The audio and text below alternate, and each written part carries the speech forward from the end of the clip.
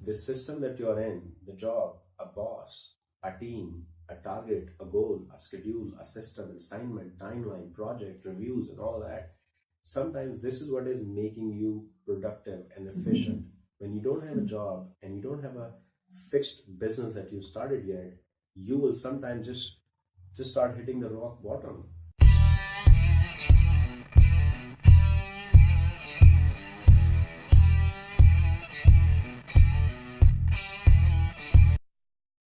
Hello everyone, welcome to our yet another podcast on our channel. Today we have a very special guest with us. He's someone who's had an illustrious corporate career spanning over a decade. After hanging his corporate boots, he founded a tech-based startup in US but didn't pursue in that direction further.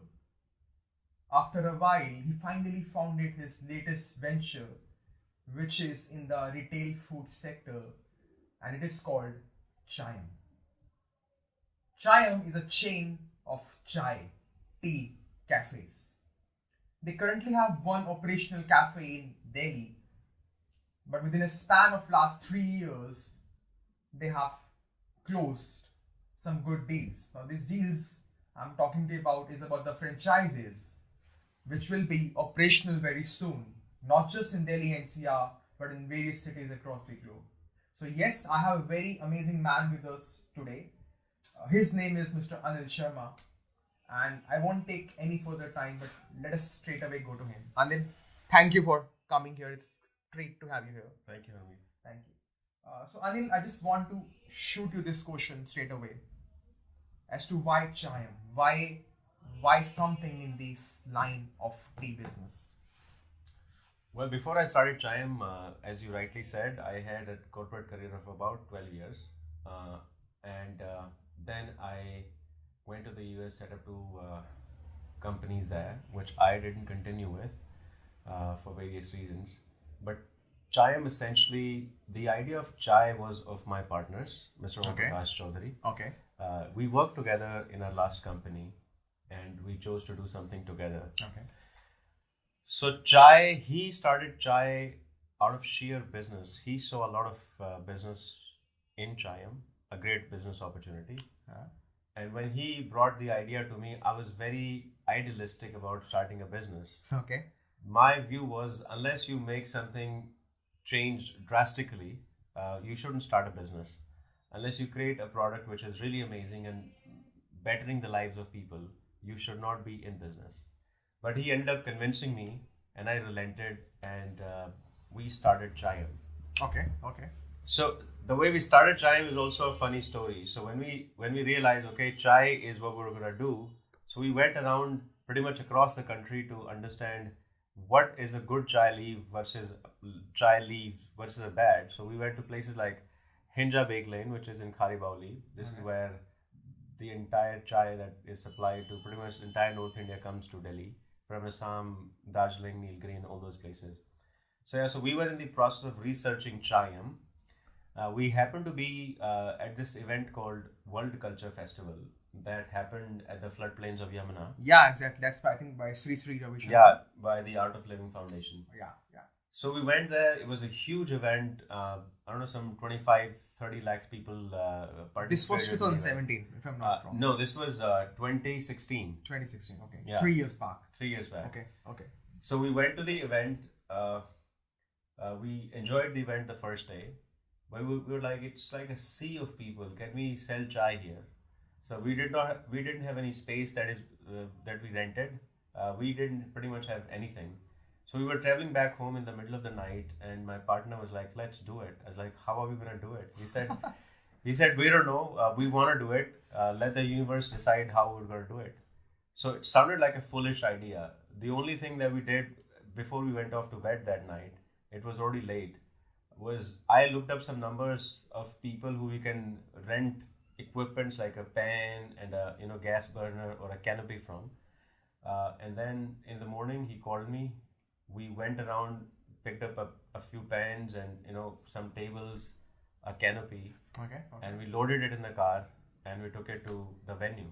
Now we did not have a rented space there that we could take up. So we spoke to the security guys. The entire area was highly secure and it was cordoned off. You couldn't take anything in. So we set up a tent in the middle of really there were farmers growing cucumbers and all of that. So in the middle of that we put up our canopy and we started selling chai. We didn't even have the table, so we used those stones which were there in the field to set up a makeshift arrangement. Okay. But we started selling chai, and to our surprise, it was like a horde of people lining up to have chai, and we were doing it was set up in the middle of the parking area? It was not a parking area. It was like a farm. It was a farmland. Okay. People were growing vegetables there. So Okay. so that's where we started. The journey started from the banks of Yamuna. Banks of Yamuna, which is the place couldn't be holier than that. The event couldn't be holier than that. And it was back-breaking work. We didn't know chai could be such. We sold about 1,000 teacups in a day, and it was back-breaking work. We worked for almost like 12 hours. So you were they were paying you for every cup of tea? Oh yeah, they were paying us 10 rupees. Okay. For a cup of chai, but they weren't complaining. They're like, we could smell the aroma of cardamom and ginger from far off. I could see that even right now. I could smell that aroma even right now. Yeah, the way you were describing it. It was pretty amazing, man. It was very fulfilling. So first we were using these small pans, but we couldn't control the crowd, so we had to go to these large pans. And so we had this friend of ours who made great chai, and we always would go to him, Mr. Sunil Chaudhary. So a lot of Chaudharys there. You know? So we tagged him along, and he was a great help. So when it was dark, so we didn't have any lighting equipment or nothing. Okay, So we borrowed the lanterns from the farmers who were working there, and they were kind enough to lend it to us. Although they charged us like 100 rupees an hour for a lantern, but we couldn't. So that was really amazing. So we did this event, Art of Living's World Culture Festival, and we were like really tired and sleepy. But when we were on our way to somewhere, we also saw some guru was doing this religious event in Dwarka Sector 10 in the Ramlila ground. So they had put up their big hoardings and stuff. So we saw that and we were like, let's do this also. Okay. So it was happening in a couple of days. So we gathered information about it. And so lo and behold, we set up another canopy. We did the event, even though they were selling free tea to its disciples who had traveled from across the country for this huge religious event. They were selling it for free, but people were paying 10 rupees for a cup of chai because they realized the quality of chai and the chai that they really And needed. Indians love tea. Like every household, every morning, like tea is being prepared, right? And every day go back to office. Like no one can think like how you can make a successful business even by selling tea. Well, Indians, not just they love their tea, they're addicted to their chai. And chai is something that is very personal to Indians. Yeah. For like a coffee to a European and American, chai is our beverage. So if you look at the industry numbers, I think we drink 100 cups of chai versus 1 cup of coffee. So that's the ratio. Staggering number. Oh, it's a staggering number. So so chai, somebody who's been drinking chai for all their lives, they want chai.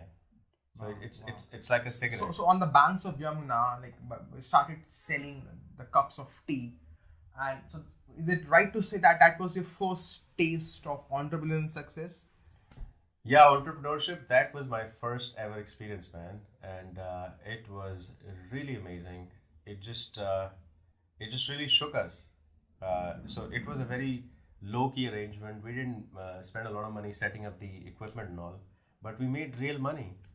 So we made like, I don't know, some 20,000 rupees in 2 days.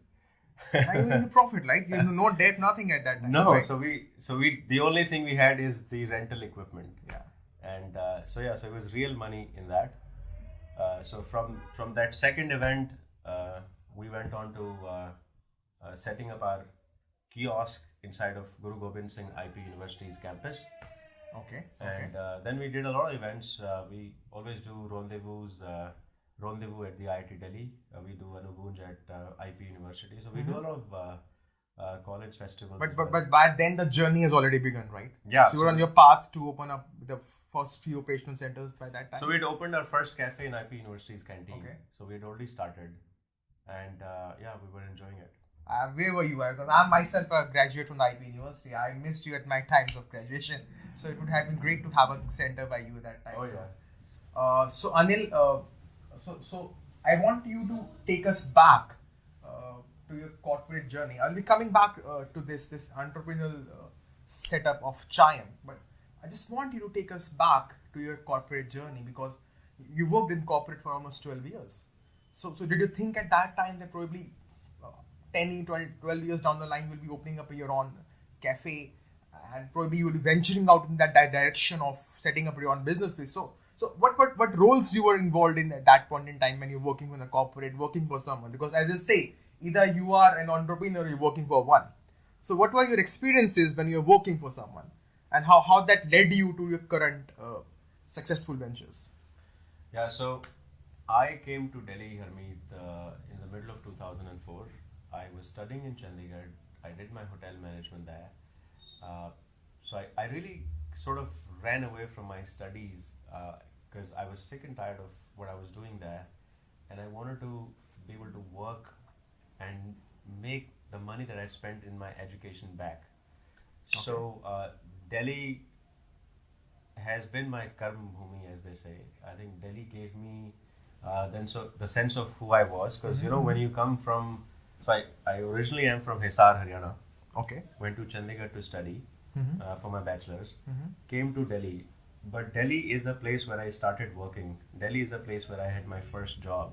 Delhi is the place where I made my first paycheck from. So obviously it's a different connection with Delhi, and I'm sort of deeply connected to it now.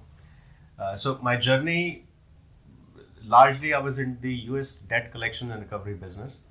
So my last assignment was with a company called Encore Capital Group. They're supposed to be the largest debt buyer in the world.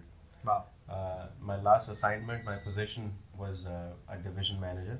Okay. So I was managing a large division for a very prime account. In our parlance, we call it fresh account. Yeah. A freshly charged off account. So yeah, it was pretty nice. I had to span control of 100 plus people and their group managers who reported into me. Yeah. Company was really amazing, and the work, as you come from a small town to a big city and you start working, you're looking for really a space for yourself. Whether or not you'll be able to survive, whether or not you'll be able to pay your own rent, feed yourself. Yeah. So Delhi gave me a feeling that yes, I have a place, I can survive, I can live on my own. So Delhi gave you a first launch pad? Yeah. Delhi gave me start your corporate journey? Yeah, and Delhi gave me my first job. Delhi gave me the feeling that I can survive in this world. Wow. I would not starve, and Delhi gave me some amazing experiences and learnings through my corporate job. Wow. So what made you think, Anil? Because you were into debt collection, recoveries, handling up people of 100 plus team, had a static fixed job, drawing a paycheck at the end of every month. So what made you think? Because people will have goosebumps even with the idea of moving from a fixed job where you're drawing a good salary every month to moving into an unknown zone venture where you have no clue. So moving into a retail space of food where you had no background, no past experience. So what made Anil think that he will be successful in this new venture? Well, that's a good question. Very interesting one. And that's a question that a lot of people who are in their job struggle with. A lot of people that I talk to, they're like, it's so inspiring. How could you quit your job? Or people at my job felt, I loved the company and I worked so hard. I could never leave this job because for them, I had everything. I had everything going for me. Yeah. So, and I felt that, so the reason I quit my job is not to start my tech venture or Chaiyum. The reason I quit my job to basically be a professional speaker, a motivational speaker. I thought that's interesting. Yeah, I thought that's all I want to do. I want to live on stage. I want to die on stage. We'll talk about that in a bit, Anil. Yeah, we'll get to that. So I quit my job to be a motivational speaker. That's all I wanted to do. A lot of people would suggest that why don't you so logical thing to do is you start doing something already in the field where your passion lies while you're in the job. You don't quit a job and then start something from the scratch. And I had this very self-destructive notion that I want to go back to where I started. I want to go back to really zero, leave my job, have nothing to myself, go back on the road literally. And that's when you start your journey from the very beginning. Okay. But as life has it, Chaiyum happened, and then I got totally sucked into Chaiyum. So I do a little bit of professional speaking, largely for business schools and corporate trainings. But most of my time is spent in Chaiyum right now. Okay, so you've touched base a very interesting phenomenon here.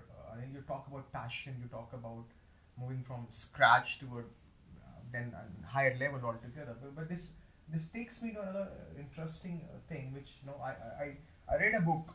I heard, in fact, this is by a guy called Deladoro McNeil. The book is titled "Caught Between a Dream and a Job." Wow. Caught between a dream and a job. Now he takes a bit different view, a bit contrary view to what probably you have taken in your life, Anil. And he talks about don't switch overnight from your job to your business. You have a vision, you have a dream, you want to go for that, you go for it. No one's stopping you. But don't take an overnight risk. Do your homework on a daily basis. Do the right kind of work which you are supposed to do in that dream of yours. And try to find a kind of a bridge job. So probably you want to be a motivational speaker. So what he suggests is that look for some part-time jobs. Look for something which can bridge that gap. And then take the jump. So he says at the same time he talks about 90% of people are stuck in a job of 9 to 5 which they don't love. They're working for someone they don't want to work for. I agree. So I totally second that thought, and something that I also realized after I quit my job, and I totally agree with you and somebody who I really admire and follow, Gary Vaynerchuk. Yeah. Gary This Vaynerchuk, is a social media icon. Yeah, he's an icon, and that guy shoots straight. I love him for this. So he says that if you have a job and if you have a passion and if you work for 12 hours, but if you really have a passion outside of your job, so you spend 4 hours or 5 hours after your job working on your passion. So you don't have to quit your job. Yeah. So, he calls it eating shit. So if you hate your job, that's like eating shit for you. Yeah. And so you continue to eat that shit and work on your passion simultaneously before you really quit your job and move on to your passion. So mine, as I said, idea was pretty self-destructive, because one thing that I realized after quitting my job, and that is something that I want to say to all the people who might be toying with the idea of quitting the job today. If you're really passionate about something, you can work on your passion while you're in the job. Because your passion would be proved only when you worked your ass off for 12 hours and you come home and you want to sleep, you want to take care of your kids, or you want to do other things. But if you love something so bad that you would not sleep, not do anything else but work on your passion, that's when you realize this passion is your true passion, not just some interest or some interest that you have which is not permanent, which is not real. So if you love something really bad, you'll continue to do your job because your job is paying your bills off. Exactly. Your job is feeding you today. So don't quit it. Continue working on your dream. Get some traction. Get some traction in the business that you want to start. And then once you've scaled it up to a level that it can replace your paycheck, make a switch. And that's a very valid point, Grace. You brought to our attention, Anil. Yeah. And just at the same time, imagine and wonder. Working 9 to 5. You're working for someone else, you're working in a job which you don't like, and you're still drawing a salary at the end of the month. You're still getting money for doing the work 12 hours a day, which you don't like, which you hate. And what if you can do some extra hard work on the weekends, during lunches, and work on building your own dream, work on building your own vision, and how big you can earn in that by doing something which you love.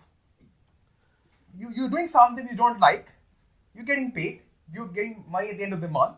Just imagine how much you can earn if you do what you love. And which I probably believe you're also doing at Chaiyum right now. Well, yeah. So So my view to that is, it's not necessarily that you hate your job. So for instance, I did not hate my job.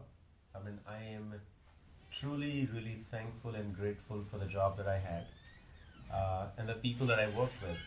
I think my job taught me a lot. My job really gave me the confidence and realization that I can go venture out on my own. I can still survive. So I'm Wow. so yeah. So I didn't hate it, but yeah, I was at a point in my life where I thought my passion for speaking, my passion for motivating people was bigger and beyond my paycheck. So it was Wow, not that's incredible. yeah. That's something for us to take a note on that one. that, and how I realized that I was passionate about motivation speaking or interacting with people and inspiring people also came from the job that I did. So in my job, routinely, almost on a daily basis, I would interact with hundreds of people in our daily huddles, and when I spoke to them, it really spoke to them.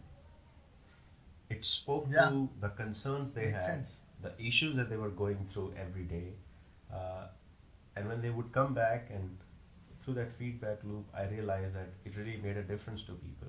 I still have people from my corporate job who come to me at Chaiyum with their issues and problems, and so it reminds me again the kind of time that I had at my job, which was really truly amazing. Fantastic.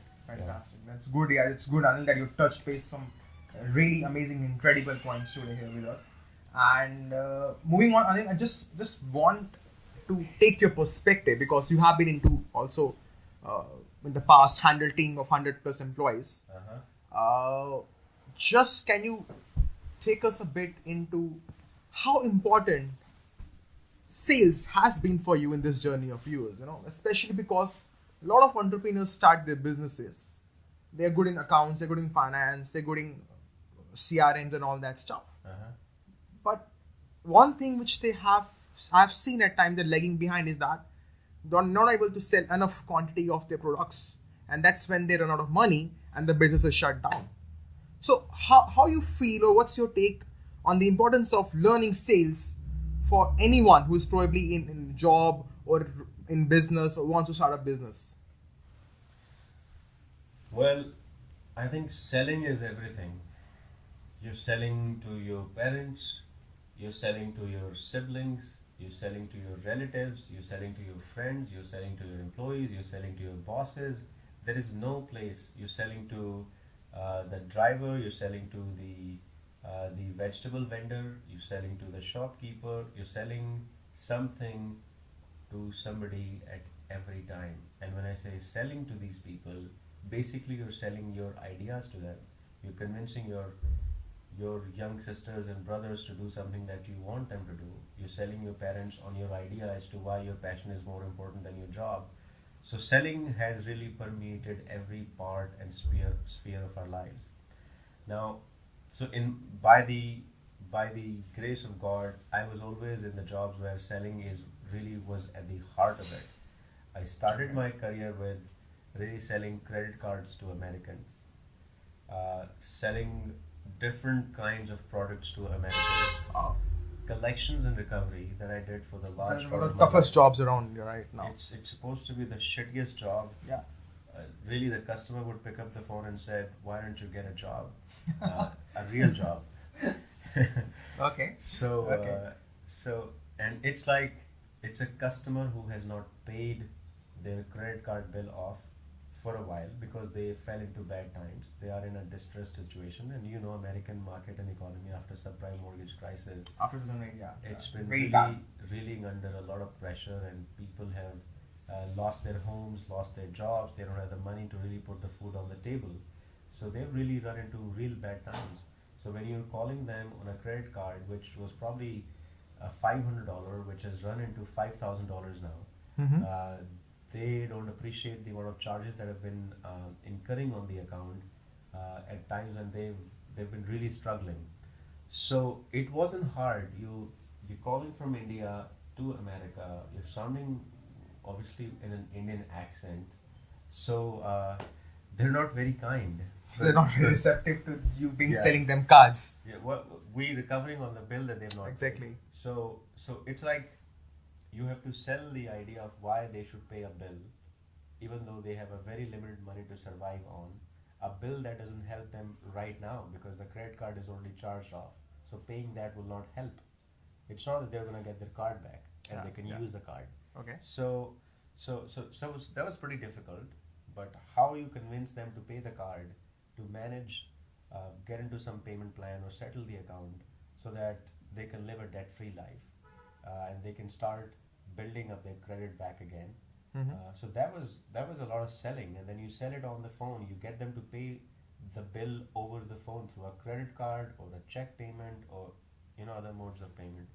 So selling that was great. Teaching people how to do that was great. So it involved a lot of coaching, and I think I'm a coach at heart.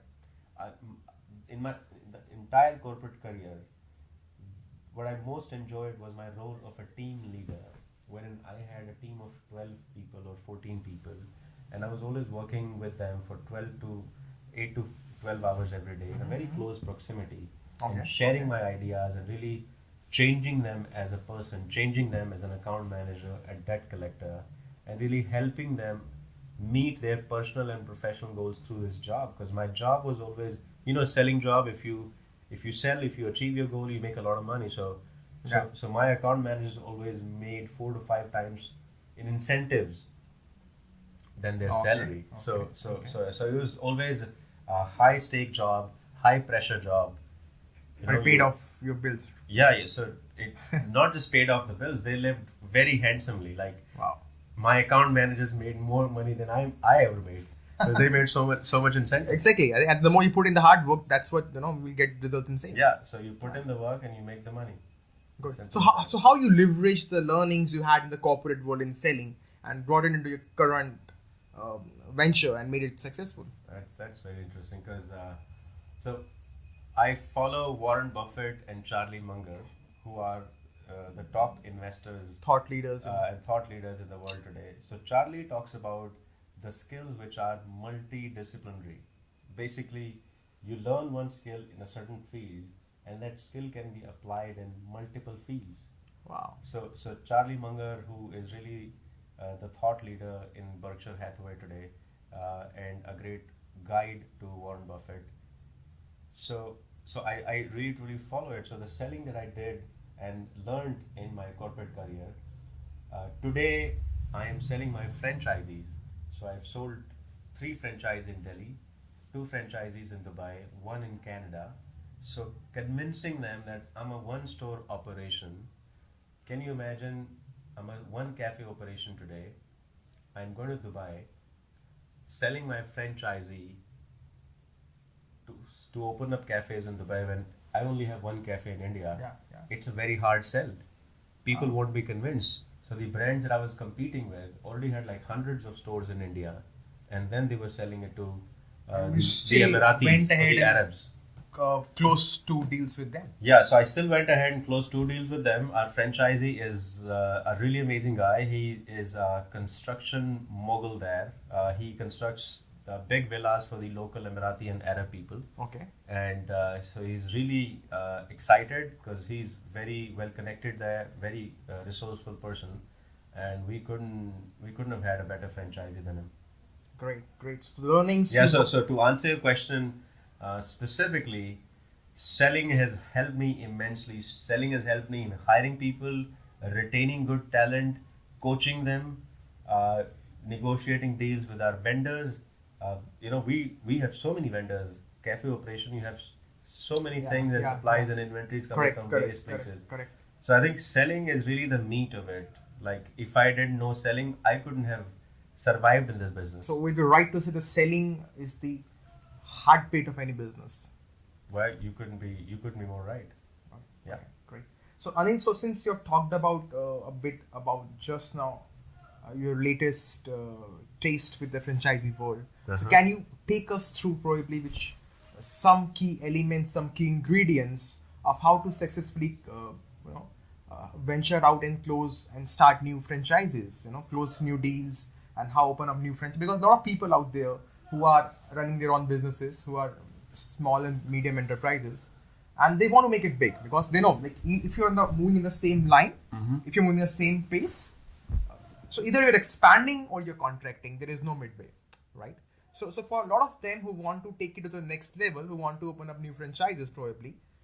So what's your key takeaway you want to share with them? How can they take it to the next level? How can they close more deals, and how can they go and blossom into this amazing world of franchises? Okay, yeah. I like the phrase that either you grow or you die.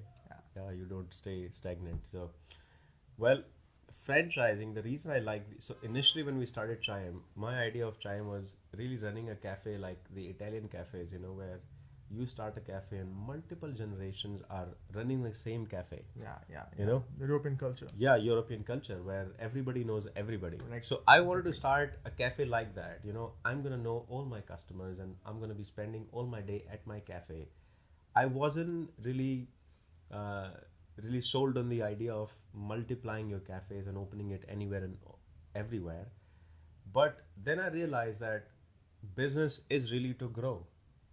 Yeah. Unless you're growing, unless you're reaching out to people, unless you're giving the taste of your product, unless you're taking the chai of Chaiyum really at every corner of India, and you're not only pan India, like a global operation, then there's no fun. So Chaiyum, our vision is the company is gonna outlive us. We want to create a company that's gonna be successfully running its operations for 100 plus years. Now, how franchising plays a part is I can't be omnipresent. I can't be in India and Dubai and Canada, in Mumbai at the same time. So if I sell you a franchisee, you have invested money in it, and your vested interest lies in running the business successfully and making an ROI. So if I'm hiring an employee in Mumbai to run my operations, he will not be as invested in it because he's only doing a job. There's no stakes involved. There's no stake involved. Yeah. So if you've invested your money, you'll be working as hard as I would. Your stakes would be as high as mine are. So I can be rest assured, even if I'm here in Delhi working on business, right? Somebody in Mumbai is as concerned, as restless about making Chaiyum successful as I would be had I been in Mumbai. So yeah, so franchising is a great tool. It's a very successful tool to grow your business because you can be. So the franchises that I've gotten involved with are people who are like-minded people. I've gotten in touch with some amazing people, like the cafe that I'm opening in Noida. It's a franchisee cafe. Okay. The person is a big corporate guy in Mumbai. And if everything goes well, he can open 10 cafes in Mumbai tomorrow. Wow. So money is no dearth. Sky's the limit. Sky is the limit. Yeah. It's just that we have to be honest, genuine, which we always want to be, and make our franchisees really successful. Because if they are successful, then we're going to be successful. Fantastic. Some really incredible and powerful points being made by Anil here. Thank you. And Anil, I just want you to take us a bit deep further into, you talked about you always wanted to be a motivational speaker. So just tell us how can we see you more often on the stages, delivering seminars? So what's the future like for the next few years in this for you? Well, I am completely immersed in setting up our franchisee operations for Chaiyum. I am only able to take up very, very, very limited assignments right now. So I do a bit of corporate training and engage with the business schools. I don't know, maybe 2 or 3 times a month. Okay. I'm going to be going full-fledged, all out, all in pretty much 6 to 8 months down the line. No sooner than that. Because that is at least the amount of time Chaiyum needs for me to be there and set up our operations and set up on an autopilot mode. That's what you're referring to. Well, so the idea is to take it on an autopilot mode, but I'm always going to be involved, even if not at the helm of the operations. I'll at least have really amazing people, really at the core of it, who will take care of the operations. Okay. Yeah. Okay. So right now, not much happening, but you intend to go like full beam a few months down the line. Yeah, I'd say at least 6 to 8 months down the line. Great, fantastic. So that's what you're always passionate about, right? And you want to reach out to more masses with your message. Yes, man. That's the ultimate goal. that's all I want to do. That's what I was born for. So Great. that's my Great. calling. Great. Fantastic. So I think overall it's a really powerful session with Anil here today, and it's really appreciative of that he has taken time out and been here with us. He's got a hectic schedule today as well. And Anil, before you leave, something I just want you to just share with the viewers today. Probably any key takeaway, a specific advice you want to share with the youngsters, the youth who are probably in colleges right now and got big dreams, big aspirations in their mind, who want to make it big in life, but somewhere in the mind they're a bit hesitant, they're feeling something. So any advice you want to give to the people who are about to begin their first business or who are just starting in the business journey? Yeah, man. So, to people who are in their jobs right now, but they are hating their jobs or they don't like it as much or they have a business idea that they want to work on, I would say if you have a business idea and you think you're passionate about it, start working on it right now. Do not wait for that day when you would quit your job, or that day is never gonna come. You have an idea, you start working on it, you test it out, you create a prototype, you create a product, and you put it out in the market. Do not wait for that D day. And do not, your job is feeding you today. You don't realize. Sometimes, something that I realize, the system that you're in, the job, a boss, a team, a target, a goal, a schedule, a system, an assignment, timeline, project, reviews, and all of that. Sometimes this is what is making you productive and efficient. When you don't have a job and you don't have a fixed business that you've started yet, you will sometimes just start hitting the rock bottom because you would know what to do because you will not have that system which is making you work today. So don't be so critical of your job. Enjoy the job. If you are an entrepreneur and if you have that in your DNA, you can be an entrepreneur in your job as well. If you're enterprising and resourceful, you can grow in your job, you can grow your business. Wow. And continue to start working on your idea. So don't be so critical of your jobs. Be respectful of it and start with where you are and what you have.